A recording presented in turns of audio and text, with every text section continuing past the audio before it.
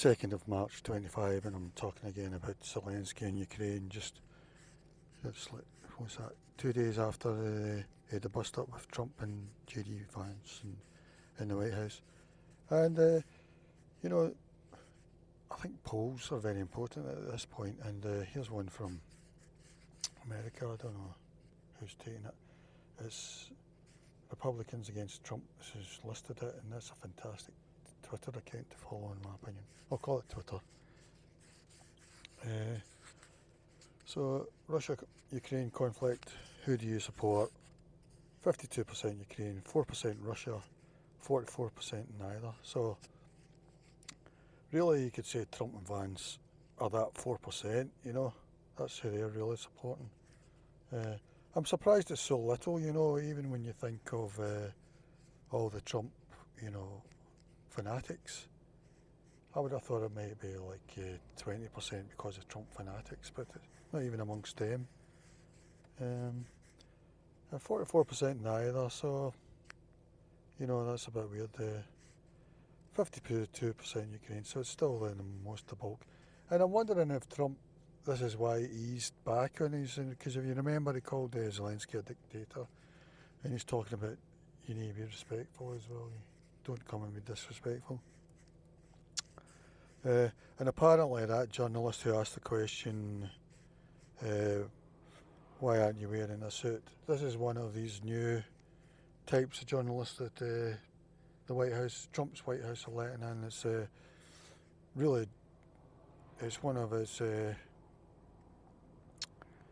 what do you call it? Something like Newsmax. It's just another Trump sort of fanatic news agency, just a bit amateurish. He wasn't from Newsmax, and apparently he's a boyfriend of Marjorie Phillips Davis or whatever her name is, the crazy congresswoman, you know, who's a Trump fanatic. Maybe that's why Zelensky was so thigmy to him, cut to him, you know, because he didn't really make a. He should have said he wears it because his country's at war, and that's him representing his country being at war by wearing military fatigues. It's a symbolic thing, you know. I don't think any of them understood that, you know. So I think this is maybe why Trump watered down his minerals agreement thing. I mean, it's even a ridiculous thing to be having anyway. Somebody at war, you know. And I think Trump was a bit humiliated all week, you know. Macron humiliated him a bit, only slightly, when he stopped Trump saying his 350 billion lie and he'd given far more than Europe, etc., which isn't true. And then Keir Starmer said something about free speech. He said Britain is a very free speech country, and I suppose that's him having a dig at JD Vance, because he made a speech in 2 weeks before at the Munich Defence Conference, and he said that free speech was under threat in Europe or whatever. And yeah, so and apparently when Trump was asked about this on Friday when Zelensky was here by a journalist, and or JD Vance was there, and Trump said, we spoke about this, because they were talking about how Keir said, and he said we spoke about this. So if they spoke about it, then obviously they didn't like very much what Keir said, in my opinion. So I don't know why Keir said it anyway, because he's a sort of Stasi, a thought police, you know, he's making it worse. He's locked people up for 2 years for a tweet and things like that, maybe even longer. And they didn't even really get justice. They got arrested on the Monday, and they were up in court on the Thursday, and that was them in jail. They were told to plead guilty or they would get an even longer sentence. Somebody said they should have all pleaded not guilty, you know. I think that's what should have happened. Yeah, so, and also apparently Zelensky, when he was having his spat with JD Vance, he said under his mouth to himself, bitch, in Ukrainian. So that was a bit naughty of him, you know. He did look tetchy the whole time. I don't know if they'd spoken a bit before. I don't know what the thing was. But I think this poll might, polls like this, Trump was really ridiculous. He was saying thing with Zelensky's a dictator, etc. But then when he reads polls like this, he probably eases back. He thinks, oh God, I've not even got my own fan base, my own fanatic base with me on this one. So I'm just looking, there's a big meeting today in London with quite a few leaders of Europe. Apparently not Lithuania, Estonia and Latvia, which is a bit ironic because they're right on the border with Russia, I've not really seen anything about it yet, but this Republicans against Trump's a really good thing to follow. Yeah, apparently Elon Musk saying it's time to leave NATO. Personally, I think Europe's got to try and build up their own, because you can't rely on Trump. So you've got to rely on your own. It means America gets more influence, but he's not really thinking that way. He's thinking that you've got to let him humiliate you and all that.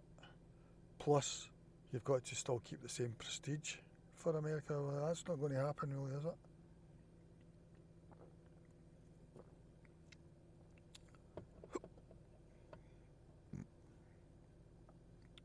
So I'll just see what I think this is true. I don't know. He's like a Rasputin character. I wonder how long he'll last. I mean, if you look at the likes of Scaramucci or Bolton, what's his name, John Bolton, how long they lasted.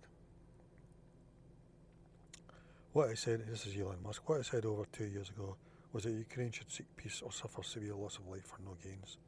The latter was Zelensky's choice. Now he wants to do that again. This is cruel and inhumane. It's very hard to understand Elon Musk, I mean, he's a very toxic character. I'm thinking that him and Trump will fall out at some point.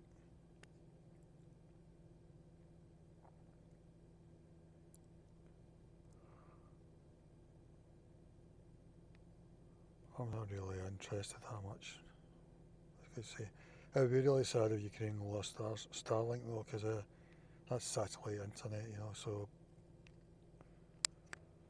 and this is military news, UA. This is really good for Ukrainian news. So here's a meeting in London. It's time for Europe to take matters into its own hands. Yeah, I agree. I hope that's what they're doing, The London summit has begun with leaders of European and NATO countries gathering for a joint photo.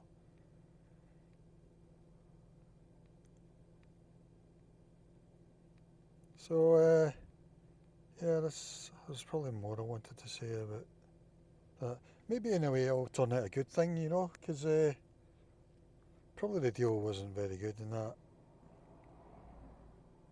And if it makes EU wake up, Europe wake up, 500 million Europeans ask 300 million Americans to protect them from 140 million Russians. So that's a good point, Let's see what else he's saying. Nie liczyć na siebie. Nie w odosobnieniu, ale z pełną świadomością własnego potencjału. Europa, jeśli czegoś dzisiaj nam brakuje, to przecież nie przewagi gospodarczej czy ludnościowej, tylko wiary w to, że jesteśmy naprawdę globalną... Proszę Państwa, hopefully that's what they're thinking of doing. Apparently they thought of doing a European army in 2014 when Putin invaded Crimea, but Obama talked them out of it.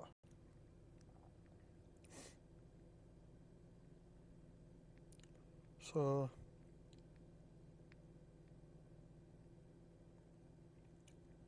Canada's there.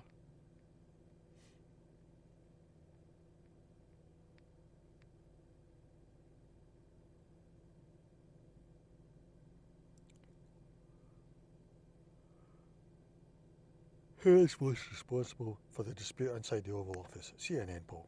Trump 50%, JD Vance 42%, Zelensky 4%. So over 100,000 people voted. It was just a poll on their site, but that's quite interesting. Very few thought it was Zelensky. He's in an impossible situation there, basically has to go to the White House to be humiliated and sign a deal they don't really want to sign, you know. Here's another one. I don't know if this is the same one. Yeah, I think it's the same one.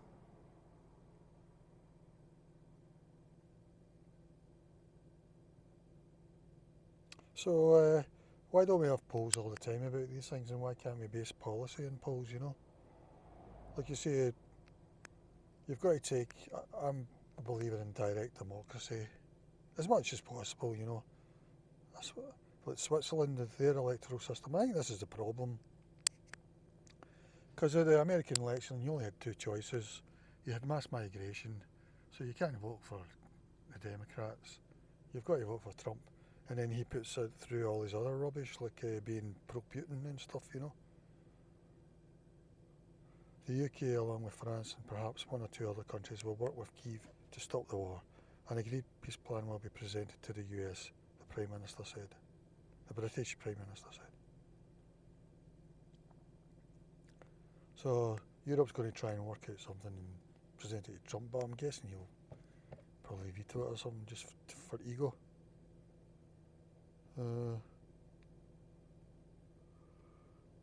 Yeah.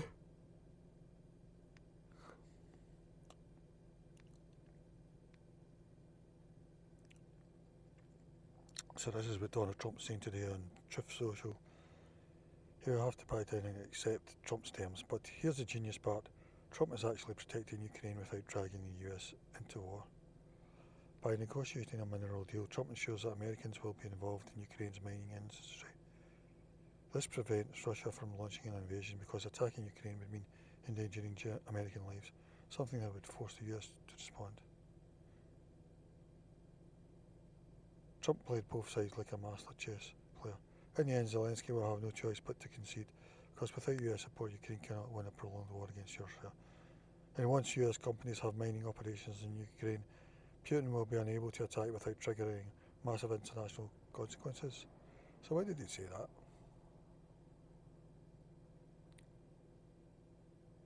He said that just 17 minutes ago. I mean, now he's saying something that's, you know, he's almost giving Ukraine a security guarantee, you know, which he wouldn't get. It's not given as an agreement, but he's basically saying that. So he's backed down even more now, Trump.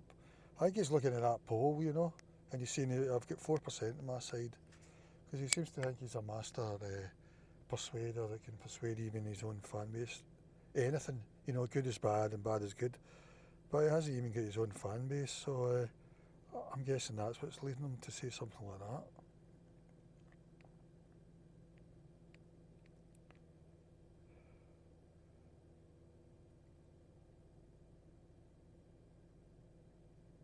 Yeah, it's definitely an oligarchy in America at the moment. I mean, I think it's a dictatorship really, and he'll definitely stand for a third term, but he may even become a dictator before then.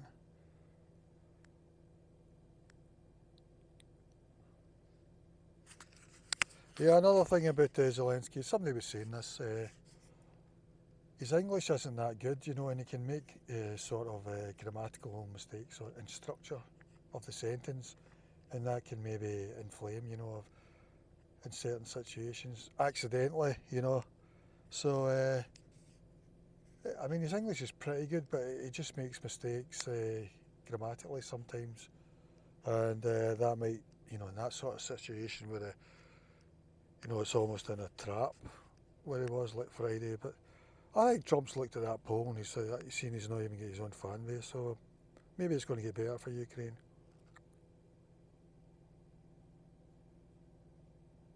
I mean, what I would expect Trump to do at the moment is to scrap the deal altogether and punish Ukraine even more, you know.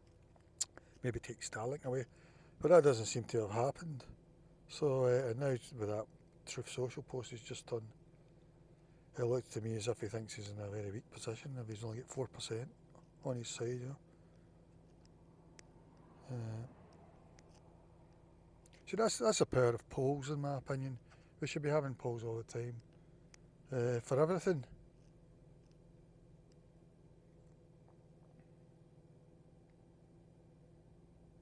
It's like an ex who just wants to argue about everything he said 9 years ago instead of developing a relationship.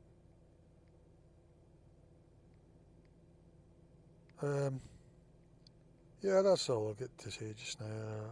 Slava Ukrainian, that, it just is weird. I mean, I think at the moment in the front line, Russia's sort of run out of steam at the moment, and apparently Ukraine have found a way to